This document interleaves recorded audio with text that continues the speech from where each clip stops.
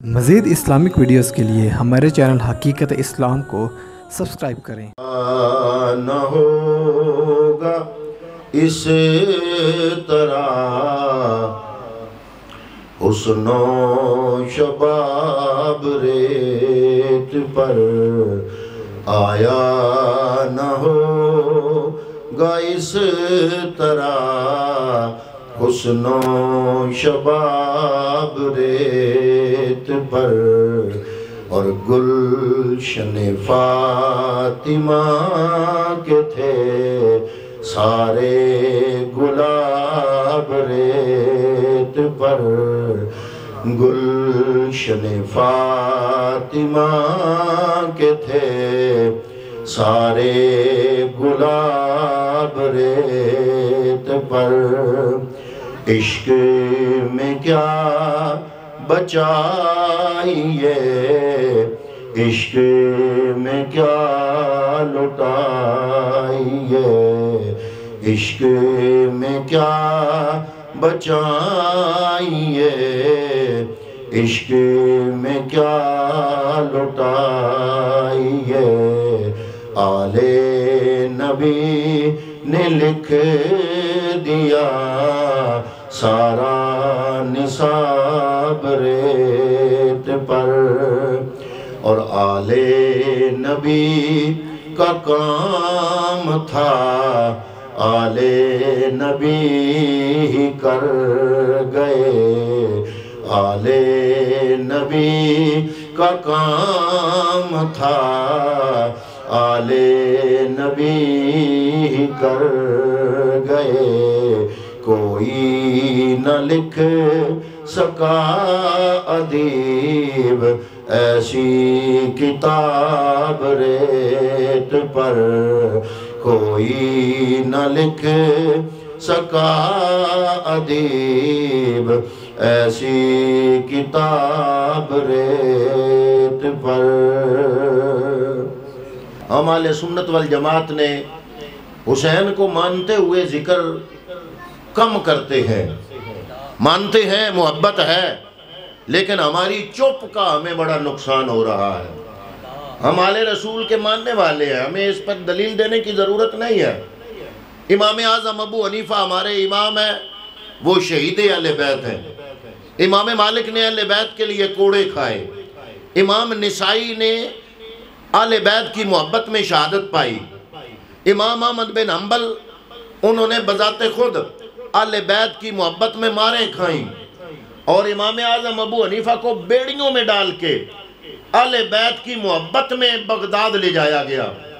تو اس پہ یہ لمبا باب ہے۔ امام شافعی رحمۃ اللہ تعالیٰ علیہ، آپ نے اہل بیت کی محبت میں اتنا لکھا کہ لوگوں نے یہ کہنا شروع کر دیا کہ یہ رافضی ہے۔ تو امام شافعی رحمۃ اللہ تعالیٰ علیہ نے فرمایا کہ اگر اہل بیت کی محبت کا نام رفض ہے فَلْيَشْهَدُ الثَّقَلَانِ إِنِّي رَافِضٌ، پھر اے جنو انس گواہ ہو جاؤ، اہل بیت کی محبت کسی فرقے کا نام نہیں، کسی جماعت کا نام نہیں، کسی عقیدے کا نام نہیں۔ اہل بیت کی محبت کسی فرقے کی علامت نہیں، کسی جماعت کی علامت نہیں، کسی ایک مسلک کی علامت نہیں، بلکہ اہل بیت کی محبت مسلمان کے ایمان کی علامت ہے۔ آپ چاہے کسی بھی طبقے سے تعلق رکھنے والے ہیں، کوئی بھی مسلک ہے، کوئی بھی طبقہ ہے، حضرات محترم کوئی بھی فرقہ ہے آپ کا، لیکن اگر آپ پڑھتے ہیں لا الہ الا اللہ محمد الرسول اللہ، تو ہر کلمہ پڑھنے والا میرے حسین کا مقروض ہے۔ حضرات محترم میں بلا تمہید اور بلا تفصیل میں دعائیں دیتا ہوں کہ محترم جناب یہ ٹھیکیدار صاحب اور ان کے ساتھ ساتھی جتنے تمام کرنے والے، ان کو سلامی پیش کرتا ہوں کہ انہوں نے اس مسجد میں اہل محلہ کے لیے حضرت امام علی مقام امام حسین کی یاد میں ان کے 40ویں کے اس پروگرام پر اپنی محبت اور عقیدت کا جو نذرانہ پیش کرنے کی کوشش کی ہے۔ میں دعا کرتا ہوں کہ اللہ رب العالمین شہداء کرب و بلا کی بارگاہ میں ان سب کی محبتیں قبول فرمائے۔ اب میں اپنی گفتگو شروع کرنے لگا ہوں حضرات محترم، میں نے جو آیا مبارک آپ کی خدمت میں تلاوت کرنے کی سعادت حاصل کی۔ اللہ رب العالمین نے فرمایا کل ہے میرے محبوب فرما دو، علماء کرام موجود ہیں یہ جانتے ہیں کہ قرآن مجید میں جب کل آتا ہے تو کل کے بعد بڑا ضروری مضمون آتا ہے، مثلا توحید بڑا ضروری مضمون ہے۔ رب نے فرمایا کل هو اللہ احد، توحید کے بعد رسالت بڑا ضروری مضمون ہے۔ اللہ رب العالمین نے فرمایا اے میرے محبوب ان کو فرما دو کل ان کنتم تحبون اللہ فاتبعونی یحببکم اللہ، اللہ کرنے والوں اگر اللہ سے محبت کرنا چاہتے ہو میں محمد کی غلامی کر لو۔ تم نے اللہ سے محبت کی نہ کی، رب خود تم سے محبت فرمائے گا۔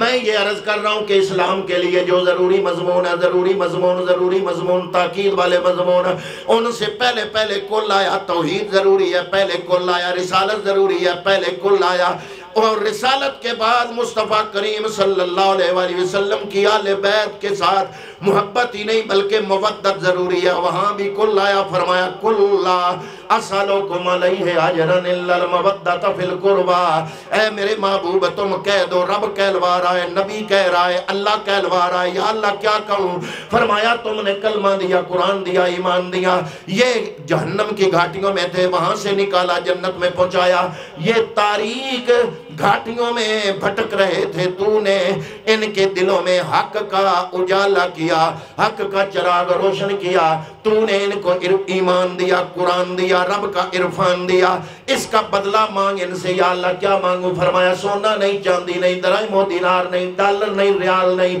یا اللہ کیا مانگوں؟ فرمایا مانگ، اگر کلمے کی قیمت دینا چاہتے ہو، اگر قرآن کی قیمت دینا چاہتے ہو، ایمان کی قیمت دینا چاہتے ہو، رب کی عرفان کی قیمت دینا چاہتے ہو، تم رب سے دور تھے، نا آشنا تھے، میں محمد آیا، میں نے رب آشنا کر دیا، اگر ان سب چیزوں کی قیمت دینا چاہتے ہو تو قیمت ایک ہی مانگ رہا ہوں، میں محمد کی جو آل بیت ہے ان سے محبت ہی نہیں مودت کرنا۔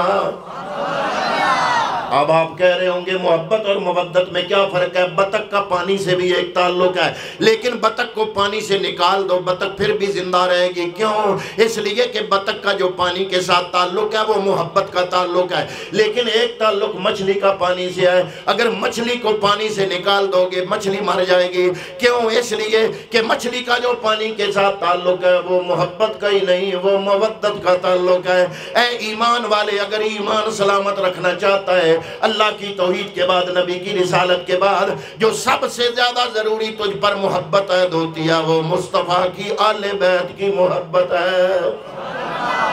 حضرات محترم یہاں جی جو میں نے آیا مبارکہ پڑھی اس سے پہلے بھی کل فرمایا کل ہے میرے محبوب فرما دو، یا اللہ کیا فرما دو؟ فرمایا ان کان آباؤکم و ابناؤکم و اخوانکم و ازواجکم و عشیرتکم و اموال اقترفتموها و تجارت تخشون کسادها و مساکن ترضونها۔ میرا رب بول رہا ہے کل کہہ کے بول رہا ہے، کل جب بھی آ جائے سمجھ جانا کہ کوئی بات رب اپنے نبی سے کہلوا رہا ہے۔ اے نبی کہہ دو کہہ دو کہہ دو، یا اللہ کیا کہہ دو؟ فرمایا کل کہہ دو ان کان آباؤکم و ابناؤکم و اخوانکم و ازواجکم و عشیرتکم و اموال اقترفتموها و تجارت تخشون کسادها و مساکن ترضونها۔ یہ 8 چیزیں تمہارا ماں باپ، تمہاری آل اولاد، تمہارے بھائی، تمہاری بیویاں، بیویوں کے لیے خامد، خامد کے لیے بیوی، تمہارے رشتہ دار، و عشیرتکم و اموال اقترفتموها، تمہارا مال، و تجارت تخشون کسادها، تمہاری تجارت، تمہاری دکان، تمہارا مال، و مساکن ترضونها، وہ تمہاری رہائشیں جن کو تم سویٹ ہوم کہتے ہو۔ ترضونها سویٹ ہوم صرف ہوم نہیں، ترضونا و مساکن ترضونا، تمہارے سویٹ ہوم۔ یہ 8 چیزیں بندے کی زندگی کے لیے بڑی ضروری ہیں، ان سے پیار کرو، میں منع نہیں کرتا، میں رب العالمین روکتا نہیں، منع نہیں کرتا، کرو پیار، لیکن جب بات آ جائے رب اور رب کے رسول کی تو ان 8 چیزوں سے بڑھ کے رب اور رب کے رسول سے پیار کرو۔ وَجِہَادٍ فِي سَبِيلِهِ، اور اللہ کی راہ میں جہاد۔ اگر ایسا نہ ہوا تم کو اللہ کے رسول اور جہاد سے زیادہ پیارے ماں باپ ہو گئے، اللہ اور اللہ کے رسول اور جہاد سے زیادہ پیاری اولاد ہو گئی۔ ان اولاد پیاری ضرور ہوتی ہے، لیکن جہاں خدا کا رسول ہے وہاں اولاد نہیں آ سکتی۔ اولاد سے پیار ضرور کرو، اس سے منع نہیں کر رہا، پیار ضرور کرو۔ میں رب نے تمہارے دلوں میں اولاد کی محبت اور ماں کی ممتا میں رب نے رکھ دیا ہے۔ باپ کے دل میں اولاد کے لیے شفقت رکھی ہے، ماں کے دل میں اولاد کے لیے ممتا میں رب العالمین نے رکھی ہے، منع نہیں کر رہا۔ اولاد سے پیار کرو، لیکن یہ پیار، اولاد کا پیار، ماں باپ کا پیار، اپنے بھائیوں کا پیار، ازواج کا پیار، اپنے رشتہ داروں کا پیار، مال کا پیار، اپنی تجارت کا پیار، اپنے ان گھروں کا پیار، سویٹ ہوم کا پیار، ان سے پیار کرو، پیار ضرور کرو، لیکن ان کا پیار اللہ اور اللہ کے رسول کے پیار سے بڑھنا نہیں چاہیے۔ اگر بڑھ گیا اللہ اور اللہ کے رسول سے، بڑھ گیا نبی، بڑھ گیا ان کا پیار، اپنے آبا و اجداد کا پیار، اولاد کا پیار، مکان کا پیار، مال کا پیار، تجارت کا پیار، بھائیوں کا پیار، رشتہ داروں کا پیار، ازواج کا پیار، اگر یہ بڑھ گیا پھر کیا ہوگا؟ اللہ کا قرآن ہی کہتا ہے فتربصوا، پھر انتظار کرو، حتیٰ یاتی اللہ بامرہ، حتیٰ کہ اللہ تعالیٰ کا عذاب آ جائے۔ یا اللہ اتنا سخت حکم ہے کہ اگر ان 8 چیزوں سے بڑھ کے اللہ اور اللہ کے رسول اور جہاد سے پیار نہ ہوا تو تیرا عذاب آ جائے گا، بڑا سخت حکم ہے میرے رب العالمین۔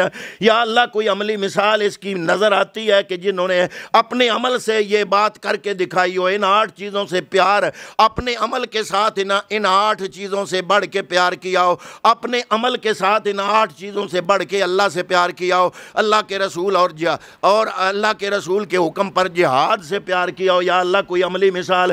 فرمایا ہے اس کائنات کے اندر وہ لوگ جو یا ایھا الذین آمنوا کے اولین مخاطبین سروئے زمین پر، اور وہ لوگ جن کے لیے اللہ کا قرآن کہتا ہے رضی اللہ عنہم ورضوا عنہ، اور وہ لوگ جن کے لیے قرآن کہتا ہے والسابقون الاولون من المہاجرین والانصار، اور وہ لوگ جن کے لیے قرآن کہتا ہے اولئک الذین امتحن اللہ قلوبہم للتقوی، وہ صحابہ کرام انہوں نے جب ہجرت کی تو اس کو ثابت کر دیا، بدر میں گئے ثابت کر دیا، احد میں گئے ثابت کر دیا۔ یا الہ العالمین جو بدر میں گئے وہ جنتی بن گئے، جنہوں نے مکہ چھوڑا مدینے آئے ہجرت کی اسلام کے لیے جنتی بن گئے، جو احد میں گئے جنتی بن گئے، احد میں شہید ہوئے یا غازی ہوئے جنتی بن گئے، تبوک میں گئے جنتی بن گئے، خیبر میں گئے جنتی بن گئے۔ یا اللہ یہ تو عام جنتی بن گئے، اور جو جنت کا مالک اور وارث ہے اے میرے رب العالمین، وہ تو جب بدر ہوئی تو پیدا ہی نہیں ہوئے تھے، دنیا میں ہی نہیں آئے تھے، جب احد ہوئی پیدا ہی نہیں ہوئے تھے، اور جب خندق اور خیبر ہوئی اس وقت دودھ پیتے بچے تھے۔ یا اللہ ان کی زندگی میں تو کوئی ایسا غزوہ نہیں آیا، ایسا موقع نہیں آیا کہ امام علی مقام امام حسین اس آیت پر عمل کر کے ثابت کر دیں کہ میں بھی جنتی ہوں۔ لیکن یا اللہ وہ جنہوں نے اس آیت پہ عمل کیا وہ صرف جنتی، حسین جنتیوں کا سردار۔ فرمایا یہ قرآن پہلے اترا، حسین چھوٹا تھا، حسین بدر کے وقت دنیا میں نہیں تھا، احد کے وقت دنیا میں نہیں تھا، لیکن اے کائنات والوں پریشان ہونے کی ضرورت نہیں۔ یہ 8 چیزیں جو میں رب نے گنوائی ہیں، حسین کو ایک سفر کراؤں گا مدینے سے کربلا والا، ایک سفر امام علی مقام امام حسین سے کراؤں گا۔ یہ 8 کی 8 چیزیں اللہ کے راہ میں قربان کر کے حسین ثابت کر دے گا میں صرف جنتی نہیں ہوں، جنت کا مالک و وارث بن گیا ہوں۔ نعرہ تکبیر، نعرہ رسالت، نعرہ حیدری، حسینیت زندہ باد، حسینیت زندہ باد، یزیدیت زندہ باد۔ حضرات محترم امام علی مقام نے اپنے عمل کے ساتھ اپنے عمل سے ثابت کیا۔ امام علی اب عجیب بات یہ ہے آج ہمارے معاشرے کے اندر چاہے طبقہ کوئی بھی ہو، جماعت کوئی بھی ہو، فرقہ کوئی بھی ہو، مولوی کوئی بھی ہو، ذاکر کوئی بھی ہو، کسی بھی فرقے کا ہو، کسی بھی جماعت کا ہو، کسی بھی عقیدے کا ہو، ہم لڑائی کرنا نہیں چاہتے، لیکن ایک حقیقت بڑی عجیب ہے، مجھے بڑی حیران کرتی ہے کہ یا تو ہم 5 سالہ حسین کو دیکھتے ہیں یا ہم 55 سالہ حسین کو دیکھتے ہیں، وہ درمیان والا حسین 50 سال والا، یا تو ہمیں پیغمبر کی گود میں حسین نظر آتا ہے، یا پیغمبر کی پشت پر حسین نظر آتا ہے، یا پھر سیدھا کربلا میں حسین نظر آتا ہے، یہ درمیان میں 50 سال والا حسین۔ اگر ہم نے سمجھ لیا تو فرقے یہ فرقے یہ جماعتیں ان کی ضرورت نہیں رہے گی۔ حسین نے زندگی کو سمجھایا، حسین نے دین کو سمجھایا، اسلام کو سمجھایا۔ کون حسین؟ حضرات محترم، ہر بندے کی زندگی میں ایک مقام ناز ہوتا ہے، اور وہ مقام ناز اس وقت ہوتا ہے جب وہ بچپن میں ہوتا ہے۔ میں کہتا ہوں کہ حسین کے بچپنے میں جب حسین کا مقام ناز کا وقت آیا تو امام علی مقام ناز کی بلندیوں پہ تھے، اور جب کربلا کے میدان میں ہر ناز کی نیاز دینے کا وقت آیا تو حسین نیاز میں بھی بلندیوں پر تھے۔ آیا نہ ہوگا اس طرح حسن و شباب ریت پر، گلشن فاطمہ کے تھے سارے گلاب ریت پر۔ وہ امام علی مقام جنہوں نے بچپن میرے محبوب کریم صلی اللہ علیہ وآلہ وسلم کی گود میں گزارا، حضور نبی کریم صلی اللہ علیہ وآلہ وسلم نے جن کو پیار کیا، جن کو اپنی گود میں بٹھایا، میرے نبی نے ان کو اپنے کندھوں پہ بٹھایا۔ حضور نبی کریم اگر سجدے میں جاتے ہیں تو امام علی مقام کو اپنی پشت انور پر سوار کیا، اور حضرات محترم سجدہ لمبا کر دیا۔ رب نے فرما دیا، اے نبیوں کے امام، تم نبیوں کے سردار اور امام اور تاجدار ہو، سجدہ بھی میرا، تسبیحیں بھی میری، اور حسین بھی میرا۔ جتنے تک حسین خود نہ اترے سجدہ لمبا کر دینا، اس وقت تک سر نہ اٹھانا۔ جب حسین خود اترے، میرے نبی نے پڑھا سبحان رب جلالہ، 3 مرتبہ پڑھا، 7 مرتبہ پڑھا، 11 مرتبہ پڑھا، 21 مرتبہ پڑھا، حسین اتر نہیں رہا، نبی پڑھتا جا رہا ہے سبحان رب جلالہ سبحان رب جلالہ۔ جب 72 مرتبہ پڑھ چکے سبحان رب جلالہ، حسین اترے، پیغمبر نے سر اٹھایا، پیچھے ساری امت جماعت ہو رہی ہے، نبیوں کا امام جماعت کرا رہی ہے۔ حضور نے سلام پھیرا، پیارے کو گود میں بٹھایا، پیار کیا، فرمایا اے لاڈلے آج تو نے میرا سجدہ لمبا کر دیا۔ عرض کی ہاتھ جوڑ کے نانا جان کتنی مرتبہ پڑھنا پڑا سبحان رب جلالہ؟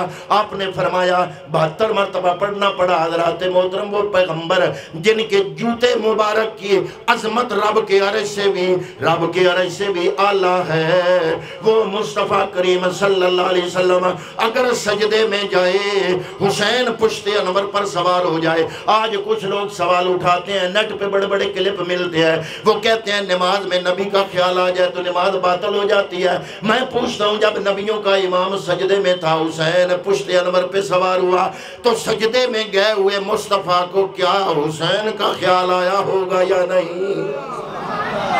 حضرات محترم، مصطفیٰ کریم صلی اللہ علیہ وسلم نے فرمایا 72 مرتبہ پڑھا سبحان رب جلالہ، ہاتھ جوڑ کے عرض کی یا رسول اللہ صلی اللہ علیہ وسلم، یہ میرا مقام ناز ہے۔ حسین جس مقام ناز کی بلندی پہ پہنچا، دنیا کا کوئی بچہ وہاں نہیں پہنچ سکا، لیکن ہاتھ جوڑ کے عرض کی یہ میری مقام ناز کی انتہا ہے۔ یہ 72 مرتبہ پڑھا سبحان رب جلالہ، میرے لیے پڑھا، اللہ کا نام پڑھا، میرے لیے پڑھا، 72 مرتبہ پڑھا، یہ میرا مقام ناز ہے، اس کی نیاز کربلا میں 72 تن کٹا کے رب کا نام بلند کر جاؤں گا۔ حضرات محترم، امام علی مقام بچپن میں مقام ناز کی بلندیوں پہ تھے، اسی لیے تو حسین کا مدینہ چھوڑنا کسی کی سمجھ میں نہیں آیا۔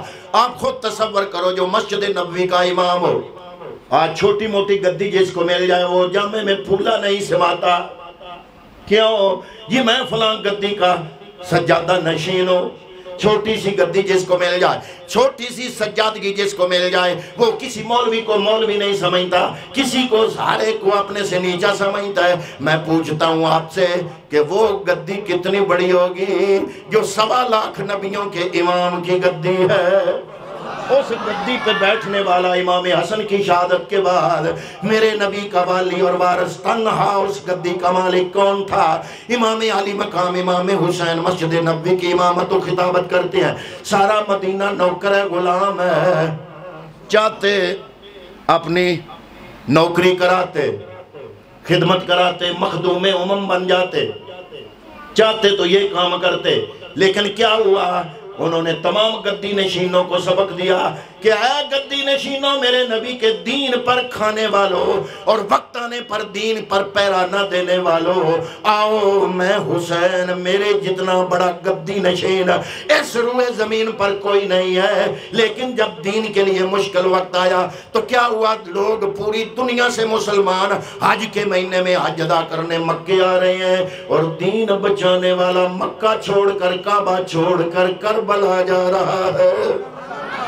نعرہ تکبیر، نعرہ رسالت، نعرہ تحقیق، نعرہ حیدری، حسینیت، حسینیت، یزیدیت۔ میرا سلام عقیدت ہو اس گھرانے کو، حسین پال کے جس نے دیا زمانے کو۔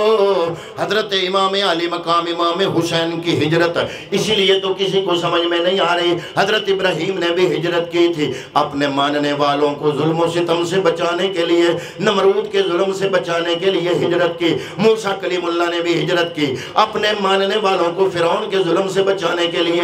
آپ کے اور میرے آقا نے بھی ہجرت کی، حضرت بلال اور دیگر ماننے والوں کو مکے کے لوگوں کے ظلم و ستم سے بچا کے مکے سے سکون حاصل کرنے کے لیے مدینے کی طرف ہجرت کی۔ واہ حسین، تیری ہجرت کا انداز نرالا ہے۔ مدینہ سارا غلام ہے، مکہ سارا غلام ہے، عرب سارا پاؤں دھو دھو کے چومنے والا ہے، لیکن تو نے مدینے کا سکون چھوڑ کے ذبح گاہ کی طرف ہجرت فرمائی ہے۔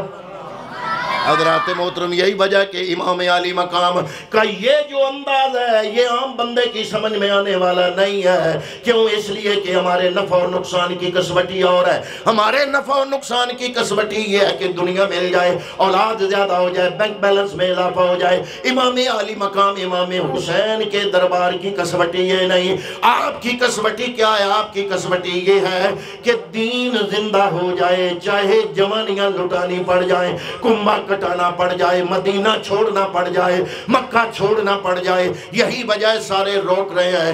آپ نے فرمایا 1400 خط کوفیوں نے بھیجے ہیں، اور آخری خط جو آیا اس میں لکھا ہے کہ اے امام علی مقام، اگر اب بھی آپ نہ آئے، اس سے پہلے 1399 خط لکھے گئے، آپ نہیں آئے، یہ 1400 خط، یہ 1400 خط جو آخری خط ہے، اس کی یہ عبارت ہے کہ اے امام علی مقام، اب بھی اگر آپ نہ آئے تو قیامت کے دن ہم اللہ کی بارگاہ میں شکایت کریں گے، ہم تو حسین کو بلاتے تھے، حسین آتے نہیں تھے۔ یہی وجہ ہے کہ محمد بن حنفیہ روک رہے ہیں، مدینے کے میرے نبی کے پیارے صحابہ روک رہے ہیں کہ کوفیوں پہ اعتبار نہ کرو، نہ جاؤ۔ انہوں نے امام حسن کو شہید کیا، مولا کائنات مولا علی المرتضی شیر خدا کو شہید کیا۔ آپ کو بلا رہے ہیں نہ جاؤ، لیکن امام فرماتے ہیں میں قیامت کے دن شرمندہ ہونا نہیں چاہتا۔ امام علی مقام اپنے قبیلے کو ساتھ لے کر پورا خانوادہ رسالت، لوگ کہتے ہیں جنگ کے لیے، میں نے کہا جنگ کے لیے جو جاتا ہے وہ سکینہ ساتھ نہیں لے جاتا، جنگ کے لیے جو جاتا ہے وہ 6 ماہ کا علی اصغر ساتھ نہیں لے جاتا، بیویاں ساتھ نہیں لے جاتا۔ امام علی مقام آپ تو گئے تھے ان کی دعوت پر، انہوں نے بلایا کہ ہمارا امام کوئی نہیں، ہم آپ کو اپنا امام بنانا چاہتے ہیں۔ حضرات محترم، جب میدان کربلا تک پہنچے تو ان یزیدیوں کو پتا چلا انہوں نے کیا کیا۔ آج کچھ لوگ یزید کی بڑے حمیتی ہیں، اگر یزید اتنا اچھا ہوتا تو یزید نے حضرت نعمان بن بشیر جو پہلے کوفے کا گورنر تھا، اور انہوں نے حضرت امام مسلم کے ساتھ نرم روی برتی تھی، اس نرم روی برتنے کی پاداش میں یزید نے حضرت نعمان بن بشیر جو کہ صحابی رسول تھا، اہل بیت کی محبت رکھتا تھا، اس کو کوفے سے بدل کے ابن زیاد بدنیاد کو جان بوجھ کے کوفے کا گورنر اس لیے بنایا کہ یہ صفاق آدمی تھا، یہ بڑا ظالم بندہ تھا، یہ کسی کا لحاظ نہیں کرتا تھا۔ اگر یزید اتنا ہی اچھا تھا تو گورنر کیوں بدلا؟ اس نے جان کے بدلا۔ حضرات محترم، ابن زیاد نے عمر بن سعد کو 12,000 کا لشکر دے کر روانہ کیا کہ حسین کو کہنا یا یزید کی بیعت کرے یا پھر لڑنے کے لیے تیار ہو جائے۔ آپ سے کہا گیا، آپ نے خطبہ دیا، آپ نے فرمایا یزیدیو تمہیں پتہ نہیں میں کون ہوں، اگر تم نماز پڑھتے ہو تمہارے لشکر کی طرف سے اذان کی آواز آتی ہے، تم نماز بھی پڑھتے ہو، ہم بھی نماز پڑھتے ہیں، لیکن جب تم نماز میں اتحیات کے اندر بیٹھتے ہو تم پڑھتے ہو اللہم صلی علی محمد و علی آپ نے فرمایا او یزیدی اور مسلمان جو کہتے ہو اپنے آپ کو نماز بھی پڑھتے ہو وَعَلَىٰ آلِ محمدن بھی پڑھتے ہو، میں پوچھتا ہوں تم سے اس وقت روئے زمین پر یہ آل محمد میرے علاوہ کون ہے؟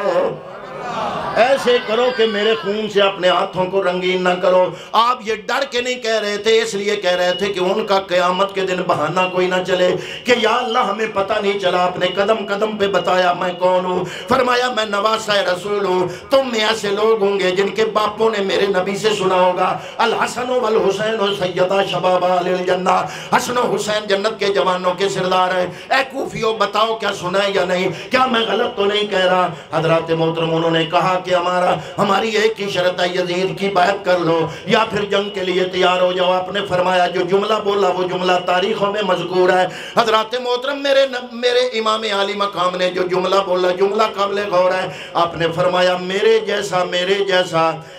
جیسا اس جیسے کی بیعت نہیں کر سکتا،